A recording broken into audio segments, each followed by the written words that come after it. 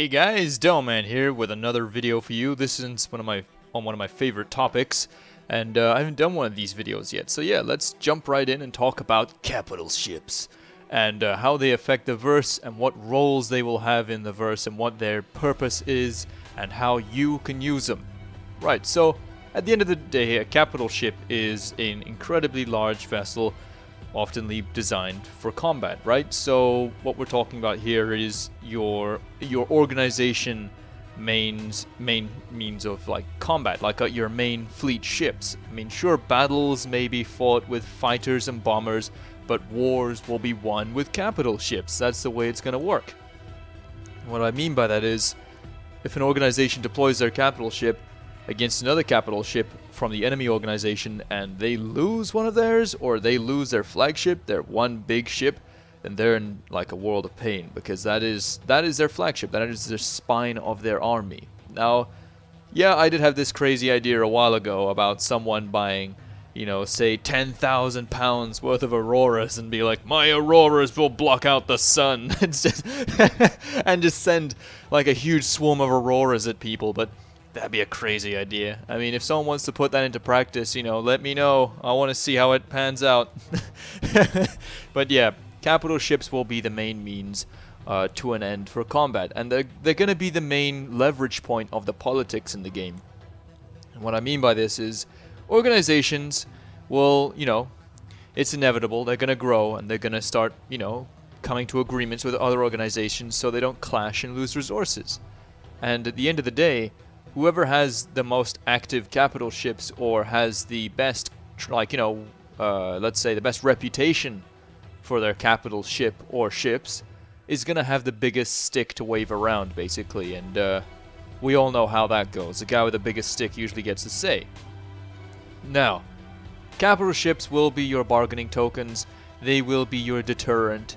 And they're going to work a lot like a similar way to the way warships work in the real world. And luckily, I seem to know a little bit about that, so yeah, let's just jump right in. Now, a capital ship is going to be your fleet's main offensive and means of defensive. It's going to be your, you know, your political standpoint, but it's also going to be a drain on resources. Now, there's one capital ship which is not such a big drain on resources that has enough firepower to stand up and be a serious contender in the capital ship world, and it's the smallest class of capital ship. It's the corvette. It's the RSI Polaris, and that's one of the reasons I really do love this ship, is the fact that it has a lot of the benefits of a large capital ship, and yet it doesn't have as many of the drawbacks. So yeah, it's a pretty decent one. So let's now jump in and talk more about the ships themselves. I'll read you off some stats and stuff, and then I'll get to talking about the more serious, you know, into depth on what these ships will be used for as I tell you about the details. So yeah, let's just jump right in. Okay, first on the list is the RSI Polaris. That's Robert Space Industries Polaris. This thing is a corvette, and it's pretty mean. It's a capital ship hunter. It's a base destroyer. This thing is gonna be an absolute monster, especially with its speed and maneuverability and the type of weapons it uses. A lot of people were hoping for something that would be more of an anti-fighter vessel, but this thing is a complete and utter monster. I mean, it has torpedoes, the largest class in the game, and those are going to be a major pain for any capital ship or station or anything that can't move out the way in time. So let's just jump in and see what it says. Fast and lethal. Those are the directives. How do we make something meet both those expectations in a ship this size? It took a massive amount of work and ingenuity, but I think we did it. That's what it says here, and now let's read about the Polaris. Built to be both naval patrol ship and a flagship for militia operations, the Polaris' versatility makes it an ideal vessel to accomplish a wide variety of objectives. Whether on a search and rescue operation, light strike mission, or general security patrol, RSI's latest cap ship is ready to help bring safety and security to your system. The Polaris was fast-tracked for development following last year's Vandal attack on the Vega system. The request for proposal specified a smaller first response alternative to the Idris class frigates currently serving with both UEE Navy and private concerns. Robert Space Industries Polaris bid was selected due to the unique combination of a fully equipped small craft hangar and an array of torpedo tubes to let it punch above its weight class. As part of the recent militia mobilization initiative, the Polaris is being made available to citizens so they can protect and contested and dangerous regions around the Empire. The UEE military will also utilize the Polaris as a standard patrol picket ship, where it is expected to be especially effective supporting larger fleet movements. A percentage of funds from the Polaris sale will support continued mobilizations and relief efforts across the Empire. To learn more about the Polaris concept at launch, yada yada yada. So, the Polaris corvette is going to be your patrol vessel, you know, it's the low-end capital ship. That's exactly what it is. It's not at, it's at the bottom of the food chain when it talks about capital ships and in terms of its armor and its toughness. But in terms of its striking power, it's right up there with the Javelin class destroyer. And that makes it a very lethal threat indeed because it has speed. What you gotta think of this thing is, it's the tip of the spear, right? That's what it's designed to do. It's designed to punch a very large hole. But there's something else that comes with this capital ship that they didn't cover in that little brief intro during their concept sale. What this capital ship has on board is a medical bay, and I've covered this in my Polaris Q&A videos. I've made 2 of those. But it has a medical bay, a brig, and all the other necessities that a large ship of this type needs. It's pretty darn good, actually. I mean, it's got tons of turrets wrapped around it, and I'll cover that in a second. Here, I'm just going to bring it up. Right, here we go. The Polaris is a nimble corvette-class capital ship that packs a powerful punch with a full armament of turrets and torpedoes, intended for use as both naval patrol ship and to serve as the flagship of militia operations. Polaris has the capacity to perform search and rescue missions, light strike missions, and general security patrols. The Polaris includes the facilities to repair, rearm, and refuel a single fighter, light bomber, or support ship, which makes it very versatile. Now we're going to talk about its stats. Focus, corvette. Length 155 meters, it's pretty long. Maneuvering thrusters to be determined, and it will have 1, 2, 3, 4, 5, 6, 7, 8, 9, 10, 11, 12 maneuvering thrusters still to be determined, and 2 primary engines still to be determined. It's got a mass of 220,000 kilograms. Its max crew is 24 persons. Cargo capacity of 216, which is not bad. And yeah, power plant is to be determined. Shield to be determined. Additional equipment. No additional equipment slots. It's got 1, 2, 3, 4, 5 manned size 4 turrets. 2 unmanned, well, 1 unmanned size 5, 1 unmanned size 4 turrets, and 3 pylon mounts size 10, and 2 fixed mounts size 3. Now, on top of that, what you're getting here is a ship that's not going to cost as much as any other capital ship to run or maintain. This thing is going to be incredibly cheap compared to the Idris and the Javelin class destroyer. The Polaris is going to be quick, it's going to get in, deliver its payload, destroy the target that it needs to destroy, and get out. It's not something that's going to sit there and have a slugging fest with another large capital ship, because that's not what it's designed to do. It's designed to get in, be maneuverable, outmaneuver the target, blow it up, and then get the hell out of Dodge. Now, it's the tip of the spear. It's what you go in, you know, you do your damage with, and it's a primary focus attack craft. And what I mean by that is, if you have a mission that's, you know, you've planned out what you want to do, say you're at war with another organization, you think to yourself, right, they have, say, a Idris M class frigate, and this is what they're using to wave around with their politics and trying to, you know, persuade us to fall in line with them. Or they're trying to tell us, you know, oh, don't come into the system or else you're going to have trouble. We have an Idris M frigate. If you have a Polaris, you can be quiet about it. You don't need to tell anybody. You can just say, oh, you know, okay, fair enough, fair enough. And eventually when you track down the location of their frigate when it's on patrol or something, you can do a strike mission and just completely eliminate it from the equation. Destroy it in one strike. Boom, gone. And then they're gonna have to wait for it to come back. As I told you guys in the economy video, ships will need a long time to come back because they have to be built in the factories. And depending on how many of these ships are being destroyed, you know, at the same time, the waiting time will get longer and longer. And if you are careless with your ship, you will increase your waiting time. So yeah, The enemy fleet will then be without a primary capital ship, and you'll be the one with a big stick to wave around, and you might want to do a preemptive strike, you know, to get rid of their big stick, and then, you know, you'll be the ones in charge. So capital ships are monstrous, large vessels that are going to require, though, a lot. And here's the requirements of the Polaris. You're going to need a lot of people to run it properly. You're going to need 24 people max crew. And the reason I say you need the max crew in capital ships is because it's essential. These are craft that are going to be going into a combat environment. You need someone in the med bay. You need people to, like, you know, repel boarders in case of boarding action. You need gunners. You need the pilots. You need radar operators. You need a captain. You need a navigator. You need all of these things. They're essential to a capital ship. They are the organs that keep this thing moving. They are, you know, like the fuel may be like the blood that goes through the veins, but these are the vital organs. These stations need to be manned. Especially in the Polaris, it has a chief weapons officer room, which is the guy who manages the torpedoes. It's useless without him. See, there's many different positions aboard these ships that need to be filled.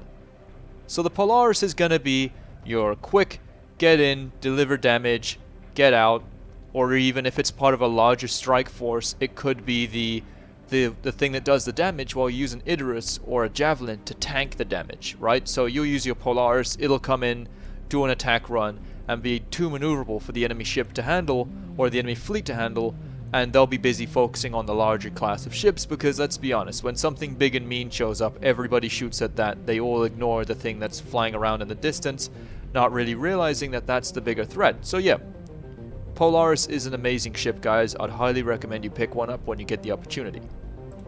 Now we move on to the Idris. So the Idris class frigate is the aircraft carrier of your fleet. Now, you probably guessed by now this video is more about large groups of people working together, because no one person is going to be able to run all these ships solo. It's physically impossible. They need people to work with them. Doesn't matter how many AI they hire, these ships are going to be pretty ineffective with just AI crew, and you can't get that many AI for something like this. So let's now talk about the Idris class frigate. So the frigate is an aircraft carrier. It requires somebody in the navigation room to plot its course ahead of where it's going to go. It can't just make sudden snap, okay, let's just, reset the route quickly and turn around and get the hell out of Dodge. It's more of a commitment craft. It has to physically maneuver itself into position, deploy fighters, sit there for a while, recalculate where it's going to go next. You need to have people on the radar at all times, and all that sort of stuff. Now, let's go through the stats. And this is what has been updated by from Ben Lesnick. And these are all the new stats for the ship, and they are all up to date with current modern day standards, which is a good thing. So, manufacturer, Aegis Dynamics. Variants, 2, military and personal. Cargo capacity, 100 SCU. Cargo storage, cargo rooms. Landing gear, it goes on skids. Takeoff method is VTOL. Max crew of 37. Roll, frigate, length 237 meters, width 134 meters, height 50 meters, mass 1,600,000 kilograms. It's pretty heavy. Docking ring, yes. Radar type 3D. Avionics 12, name to be determined, medium bridge. 8, name to be determined, medium ATC room. Coolers 4, name to be determined, capital hangar floor. 8, name to be determined, medium hangar wall. Fuel system 2, name to be determined, fuel intake FLFR. 1, name to be determined, fuel tank. Gravity generator 1, name to be determined, capital. Life support 1, name to be determined, capital. You get the idea. Jump drive is capital. And power plant 2, name to be determined, capital reactor room. 2, name to be determined, medium bridge. 4, name to be determined, medium hangar. So it's going to have a lot of power plants aboard it. Okay, so this thing's going to have backup power just in case the main engines fail, or main reactor fails, and lots of stuff. So radar, name to be determined, capital, yet again. So I'm just going to say TBC because you get the idea. Shield generator 4, TBC, capital shield gen room. 2, TBC, medium for the bridge. Thrusters are 8 tier 5 main and 8 tier 3 maneuvering. Turrets 5 burring M3C ASA turret 2 size 4 guns. 1 burring M5C STS turret 2 times S6 guns. Weapons: 1 Claws and Warner destroyer railgun size 10. That thing's pretty terrifying. Missiles: 1 R&R Plowshare anti-ship missile launcher ASML. So this thing's gonna come with all the bells and whistles. The Idris is gonna be, you know, a real monster and a real contender. It is, in, you know, for the sense of the word, a proper capital ship. It's not a corvette, it's a frigate. And it means business, because this frigate is not like a light frigate, it's a full-blown frigate. This is something that will have many craft aboard it and many crew members. You're going to need to fully staff this thing for it to be fully operational, and it is going to be one hell of a drain on credits and resources to get moving. Now, frigates will not be deployed unless they are completely necessary. Say you are at full DEFCON Alpha, you know, you're in a proper war with another organization. Your organization's a military org, or it's a trading org, and you have military vessels, and you need to mobilize yourself now before you lose a station or something that your organization has worked hard to purchase, or something. Maybe even a factory on a planet. So, say if your organization has done so, or as a group of you and you have a frigate, you need to deploy it with its necessary things needed, like fighters and bombers to protect it from other fighters and bombers and these sort of things. It's like a big old game of chess. Now, with your frigate, if you staff it correctly and the enemy doesn't staff theirs correctly, say it's one guy with a bunch of AI crew, you're going to win hands down. Because players can adapt to the situation, change strategy, make emergency repairs a lot faster than AI can. AI might be a bit clumsy when, you know, the simulation speed might tend to drop when loads of projectiles are flying around and you have many fighters whizzing around, so AI might struggle to keep up in that sort of situation where players can adapt and, you know, make use of what they have. So yeah, there's also that. And yeah, this ship is going to be a major contender. It's capable of planetary landings, just like the Polaris is, and is, I would say, the middle ground. It's your, right, we have a frigate, you know, with proper support in terms of fighters and bombers. A Polaris will not get close to it and will be okay. Question is, though, if you don't have those fighters and bombers, do you think you'll survive against a Polaris? Maybe if you mobilize your crew quick enough and see it on radar really far out, and I'm talking about you need an ace on that radar to detect this thing, and you'll, you know, when it's really just popped into the system and is super far out, you'll need someone to detect it. And they'll be able to say, right, we have a large capital class signature moving in or something, we need to get out of here. And if you take the advice, you'll survive. If you don't take the advice, though, with something like a frigate, because you need a lot of time to mobilize this ship, it's not going to be something you can just turn on a dime and get out of there quick with. It needs to be prepped. The jump drive will probably take a long time to get it moving.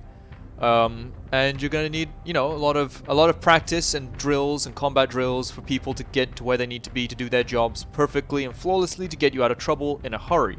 But if you don't get out in a hurry, put it this way. If one of those torpedoes slams into the hull of your ship, yes, your shields will block some of the damage, but this is what was said. Some of the damage. There's still going to be some damage translating into the hull of your ship, and that's going to be expensive. And the more damage you take from these torpedoes, the more risk, the higher the level of the risk that of losing the entire ship. If your shields fail you and they go through, you're in a world of hurt, because that hits the hull, one of those size 10 torpedoes, and goes off. It's not only going to tear a hole in the side of your ship, but it's going to cause the modules to either explode or worse, like say not just explode, but send feedback to other modules in the area. As was already discussed with ship module damage and things like this, with large class capital ship vessels, things will blow up and you'll have feedback and all sorts of disasters will happen. You'll have structural supports failing, you'll have corridors being completely vented. It will be a disaster. And your next best bet if you take catastrophic damage along those lines is to get the hell out of there. Immediately get your crew off the ship. As the captain of a capital ship, you guys need to remember this, that you are responsible for everybody on that ship. And I've already discussed permadeath and how you can lose your characters and you have to start again with a new character. You'll inherit some of your assets, as in you'll inherit all of your ships, and you'll inherit a portion of your credits. UEE will take their share, obviously, and a part of your reputation. So it's not a total loss, but it is pretty demoralizing, and it's going to be rough, because you have to design your character again, and you'll start out at your old character's funeral. But yeah, you are responsible for everybody aboard your ship as the captain of a large class of ship like this, so you have to have a level head. When the crap hits the fan, you need to not be screaming or yelling. You need to be calm, collected, and relaxed, and assess the situation. Take those extra seconds if you have to assess the situation, and then, you know, tell people what to do and how to get off safely, because at that point, once you've taken catastrophic damage, it's no longer about saving the ship, it's about saving the people aboard the ship. If you save the people, you can then get that capital ship back maybe in, like, you know, 4 or 5 days when it comes back from the factory, because there will no doubt be a long, you know, timer on these things for them to come back. And when it comes back, you'll still have the crew. You'll still have people that would now have a strong trust in you because you saved their lives. And then you'll go back out there and you'll be ready for some payback.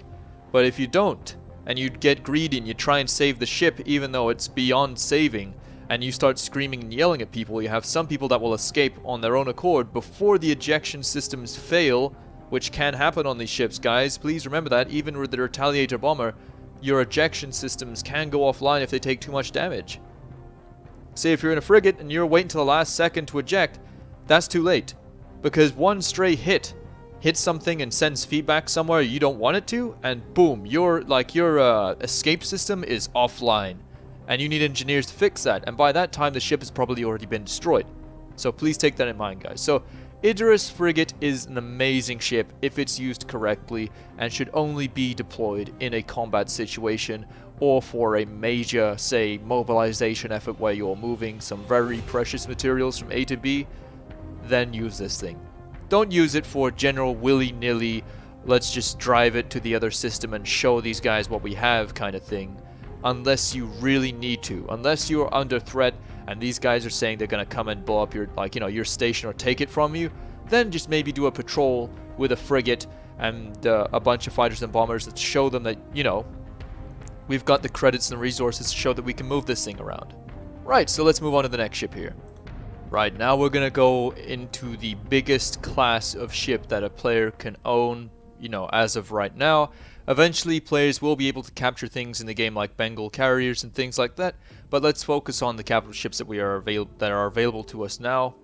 And now is the Javelin class destroyer, made by Aegis Dynamics. This thing is a monster. It's got all sorts of weapon systems on board, it's got a large crew capacity, and it's very modular, which means it can be adapted for multiple, like, you know, multiple roles and things like that. So this is an amazing ship, guys. It's going to be very resource intensive, and it's going to require a lot of people, and you want only your most trusted and, you know, best trained guys aboard this thing, because it's going to be a lot of resources to throw down the toilet if it all goes wrong. So let's read what it says here. The Aegis Javelin is here, designed for use by the UEE military and featured prominently in the Squadron 42. Now, the Javelin is a massive modular capital ship that can be appropriated entrepreneurial use.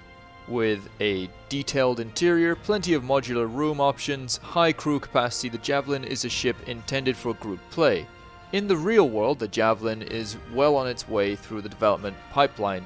Designed by David Hobbins, the Javelin has since been implemented by the team at Foundry 42 for the opening of Squadron Force 2 single-player campaign. The ship features a total of 5 decks, each with the variety of crew positions and areas to explore and utilize. Please note, before buying the Javelin, it is not a free ride to interstellar domination.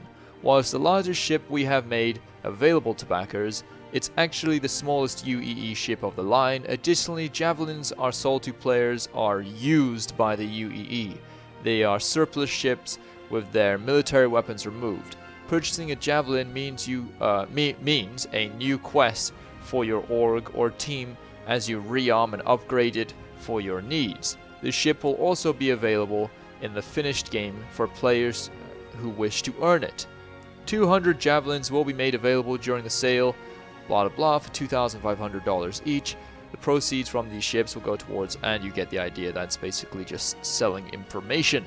Now, let's go into more details about this. The bridge.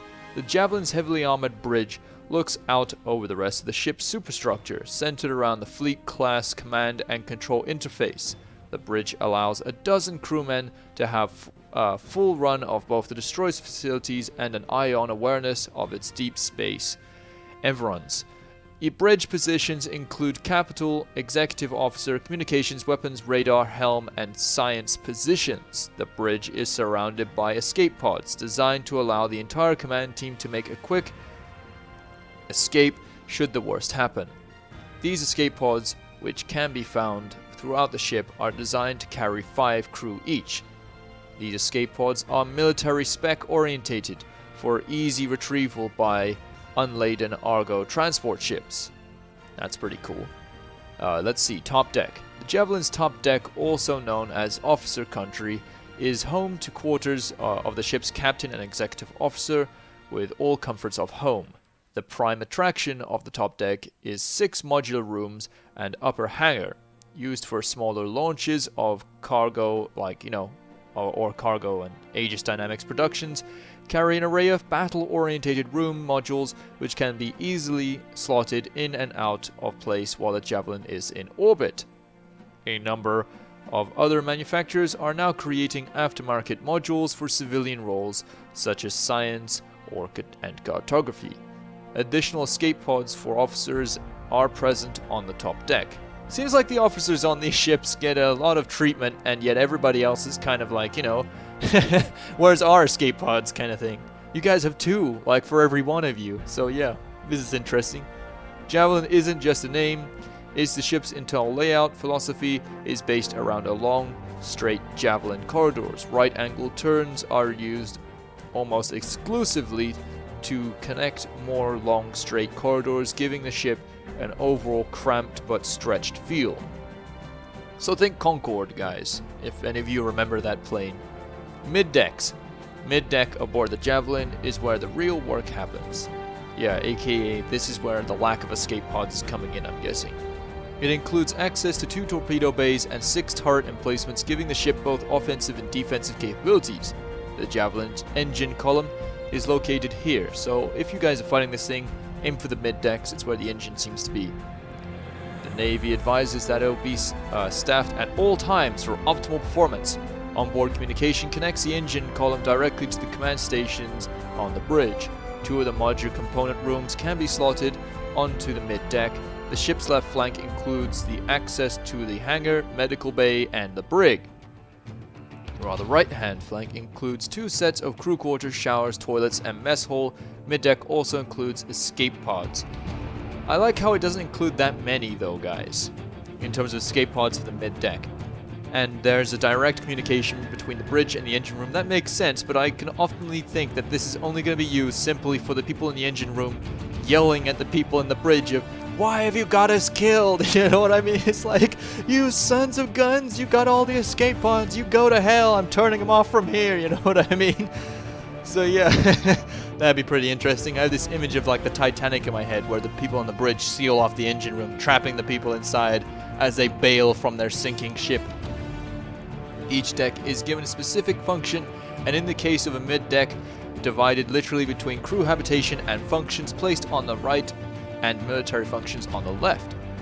The sub-decks are reserved for engineering and turret access, with their cramped, dimly lit corridors reflecting their utilitarian maintenance purpose. I'm seeing a difference here in classes. I'm seeing how the top deck is all nicely lit, everything's clean and spacious for the, the officers and whatnot. And then you look at the rest of the ship and it seems almost like they're literally having to walk through sewage pipes. It's crazy. Right, the bottom deck. The Javelin's bottom deck includes 6 dedicated cargo rooms, 2 engineering facilities, access to the engine column. From the engine column, crew can access 2 STS turrets and 4 of the modular component rooms. Javelin's main hangar is also located in this area. While smaller than a dedicated carrier's hangar, the Javelin can still accommodate a limited number of individual spacecraft. The hangar is primarily designed to deploy a single Aegis Redeemer gunship and a crew of Marines for boarding operations. but other ship types can also be stored. A chart of existing types is attached. Gladius 1, Hornet 1, Avenger 1, Gladiator 1, 300 Series 1, M52, Aurora 2, Cutlass 1, Mustang 1, and 4 Merlins. So yeah, 4 Merlins doesn't sound like a bad idea, to be honest. It actually sounds pretty good. Right, subdecks. Finally, the Javelin has a pair of subdecks with access to additional functionality. Subdeck 1 provides access to 2 modular component rooms, while Subdeck 2 features 3 Class 6 ATA turret emplacements and maintenance EVA airlock. The subdecks are an area most exposed to space and are the best place to assign junior organization members. Did you guys just hear that? I am reading this off of here, and this is just cruel. Oh, he's a new guy. Let's put him where the armor is thinnest and the most open to space, so if he does go to sleep and we go under attack and he's lost, it's not such a big deal. That's what they might as well have said.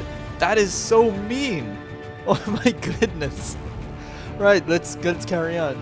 The ship's 6 total swappable customizable rooms make the base Javelin chassis that can be customized for different roles by switching these rooms. Although first and foremost a combat-focused ship, the flexibility has allowed the Javelin to serve well beyond the life expectancy of other ships of its age. This is just mean. Right, so the length is 345 meters, beam 148 meters, height 65 meters, null cargo mass to be determined, cargo capacity 5,400 standard cargo units, minimum crew. Minimum crew, that's interesting. 23. They haven't specified what the maximum is. I'm guessing that minimum crew number is going to go up with the next update on this information. Power plant is, the max power plant is 2 size 8. Factory power plant to be announced. Max engine primary thrust, 4 tier 7 engines, factory engine to be determined. Maneuvering thrusters 12 tier 4, factory maneuvering thrusters to be determined. Max shield 14, don't know what that means. It's probably bigger than, that's probably capital class. That said, max shield 14, I've never heard that before. And standard shield to be determined. Weapons 13 size 5 ATA turrets, 2 size 7 STS turrets, and 2 9M dislocator class anti-capital ship torpedo launchers, similar to the Polaris corvette. That's interesting. Escape pods, 16 5-man escape pods, total of 80 people apparently, it says here, total of 80. Modular component bays, 12. Modular rooms, 6. Now, the Javelin, guys, is an incredibly large ship. And as I said earlier, like as I was reading off earlier, it said it's the largest ship a player or a group of players can own as of right now, or backers can own.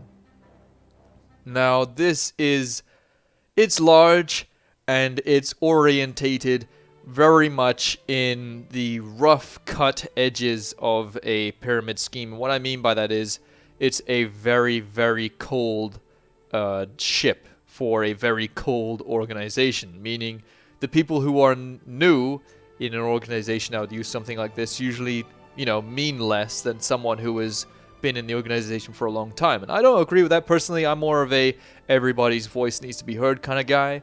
But yeah, this ship is a dedicated war vessel and will be an absolute beast if it's used correctly. If you crew this thing to its max, you have your best men aboard this thing, and you have, a good command staff that you know and trust operating in this vehicle. It's gonna be like, we're talking about your ultimate capital ship here. It's going to be able to hold off bombers and fighters on its own. It doesn't need many support craft. It's going to be able to go hunting for other capital ships. That's what it's used for. It's used to go and look for other capital ships and things that are huge to just kill. It's a monster. Now, there's one other thing you have to remember, guys, is it's going to be very expensive yet again with resources and manpower. So if you was to deploy this thing, you need to have a mission on the mind, because this is not a patrol craft at all, guys. This is not what you want to patrol your system with, because worse comes to worse and it's improperly staffed. Everybody knows what's going to happen. You're going to get boarded and they're just going to steal it from you. Pirates will be looking for ships like this. So, now this is a quick message to you guys out there, because I know some of you out there who watch these videos also own capital ships. And I'm guessing this video is going to draw in a lot of people who own capital ships. And that's good, because that gives me a chance to warn you guys and how to, let you know how not to lose them. Because I care about everybody in the community, from the guy who owns just the Aurora to the guy who owns the big package, like the biggest package in the game. Everybody is equal here. We're all backers of the game. We're all here to have a good time, and nobody needs to have a bad time. So let me inform you quickly on something very fundamental I've mentioned before in these videos, even with things like the Starfarer. You need to have a full crew for these ships. I can't say it any clearer than that. Otherwise, bad things will happen. And yes, I know I may be the guy of doom and gloom for most people here. Most people come here and they're like, God damn, permadeath, god damn it. And they'll be like, oh, like, I thought I'll do mining, and then boom. But yeah, I know I'm the bringer of doom and gloom for some of you. Some of you, I'm here, like, I'm your entertainment and that sort of stuff. But at the end of the day, I'm here to bring you information to make you, know more about the game and these ships and how they will function and these sort of things. Right, so let's now talk about why you need the crew. 1. Pirates. Okay, now pirates are going to be looking for these things, okay? Because if you're a pirate organization, buying a capital ship isn't exactly such a big thing to your reputation. Anybody can buy a capital ship, but if you capture one, I mean, there you go. You've immediately got a huge reputation boost, and everybody goes, hey, have you heard of, let's say, I need to think of a pirate name now. Let me look around here for a name. I was about to say Captain Xbox then, but that would not be very cool. Alright, let's say Captain, Nismo. Captain Nismo. I was thinking of Nemo, but yeah. Captain Nismo has captured himself a Javelin class destroyer, and they won't talk about the details of how it was manned by 3 people just moving it from A to B because they want to have a nice little fun adventure in it. No, they'll say, oh, we had to fight to capture this thing, and it was a real struggle, and I took the captain's head, and now this is my ship, because that's what's gonna happen. And you guys who got these things from the start are gonna be like, well, this isn't very fair. Well, then listen, guys. Crew your ships correctly, staff them like, maximum staff, fill those ammunition banks with ammo, get it fully fueled up and ready for combat, and only use it when you need to, like, when you need it most. Because when there is a large fleet war, I'm going to quickly give you a rundown of tactics here. If there's a large battle, say a fleet or something, these ships are usually what sway the battle before the battle's even started. I'm gonna tell you something now. No battle plan survives first contact with the enemy. Just remember that, guys. No standard issue plan that you'll have in your mind will survive, because either the enemy will break before the combat begins, or the combat will start and things will just get all fluster-clucked. Okay, guys? So yeah, capital ships are going to be a major problem if you're fighting them, but they can also be a major problem for the people using them if they don't have the people or the resources for these ships. And it's necessary that you get the resources. If you own a large capital ship like this, look for an organization that is gaining members or has plenty of members, and then say, hey guys, I've got a capital ship, I wouldn't mind, joining your organization and using the capital ship here with you guys. But you can always make your own requirements, because it's your ship at the end of the day, guys, and you will be the captains of your own ships if you own these large vessels. Because I know some of you that own these large ships don't exactly want to hand over the keys to another guy and just say, hey, like, I just want to, use this thing. They'll just, you don't let them take the keys off you. This is your ship. Okay, you've earned it. Now, I know I went off on a little rant there, guys, but these capital ships are going to be a major drain. They really are on resources, but they're going to be just as effective for, bulking up your army, showing them what you've got, essentially.